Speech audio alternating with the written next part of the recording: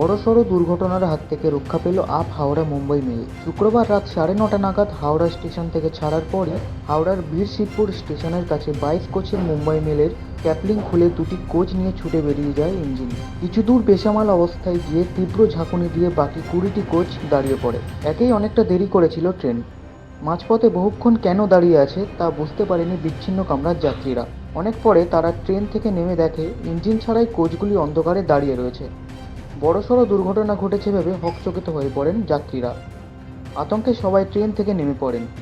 সেই সময় রেলের আরপিএফের কোনো আধিকারিক ঘটনাস্থলে না পেয়ে উদ্বিগ্ন হয়ে যান যাত্রীরা। অবশ্য কিছুক্ষণ পরে খবর পেয়ে সেখানে ছুটে যান দক্ষিণ পূর্ব রেলের পদস্থ কর্তারা। পড়ে থাকা ট্রেনের কোচের আতঙ্কিত যাত্রীরা রাত পর্যন্ত রেল লাইনের উপর অপেক্ষা করতে থাকেন। উৎকণ্ঠায় ভুগতে থাকেন যাত্রীরা। রেল কর্তৃপক্ষ রাত পর্যন্ত যাত্রীদের জন্য ট্রেনের ব্যবস্থা করতে পারেননি। এই ঘটনায় রেলের আধিকারিকদের ঘিরে ঘটনাস্থলে বিক্ষোভ দেখান যাত্রীরা।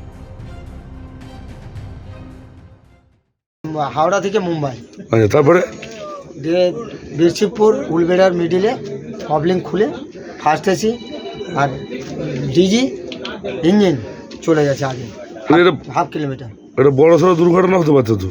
সে তো বটেই স্যার, দুর্ঘটনার হাত থেকে বেঁচে গেছে প্যাসেঞ্জার প্লাস আমরা। কেউ আহত হয়েছে এখন বুঝি? না না না সেরকম কিছু হয়নি। Bureau report, U Bangla TV, Howrah.